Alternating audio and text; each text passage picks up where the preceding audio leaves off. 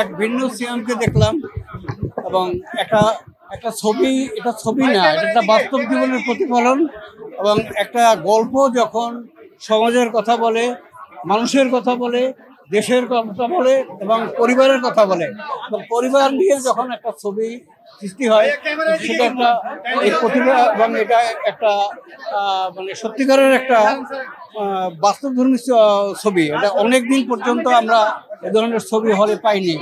এটা সব ছবিকে হায় ওটা ছাড়াই যাবে। আমি তো আমার আব্বা আম্মার রিয়াকশন দেখতে এসেছি, কারণ বারবার বলছিলাম যে এটা ফ্যামিলি নিয়ে দেখার মতো ছবি নাকি। আমাকে অনেক জার্নালিস্ট কোয়েশ্চেন করেছেন। আমি আজকের জন্য আমার নিজের মাকেও নিয়ে এসেছি, আমি আমার নিজের সন্তানকেও নিয়ে এসেছি। দর্শকদেরকে যখন আমরা বারবার বলি যে এটা ফ্যামিলি নিয়ে দেখার মতো মুভি, তার আগে আমাদের নিজেদের ফ্যামিলি নিয়ে দেখা উচিত। সো তাদের এক্সপ্রেশন আমার সবকিছু, আমার অন্য এক্সপ্রেশন লাগবে না।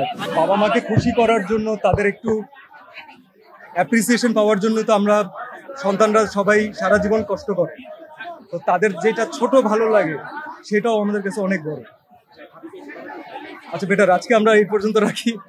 আমার চেহারা দেখে কি মনে হচ্ছে? খুবই হেভি হার্টেড লাগছে, বিকজ আমার তো বাচ্চা আছে। তো মানে আমি এখন কথা বলবো আমি কেঁদে দিব। এমনিতে আমি যে কোনো বাবা মাই বাচ্চা নিয়ে অনেক সেন্সিটিভ। আমার চেহারা দেখে বোঝা যাচ্ছে আমার উপর মেকআপ চড়ানো। খুব ভালো লাগছে, খুবই ভালো লাগছে, খুবই গর্বিত।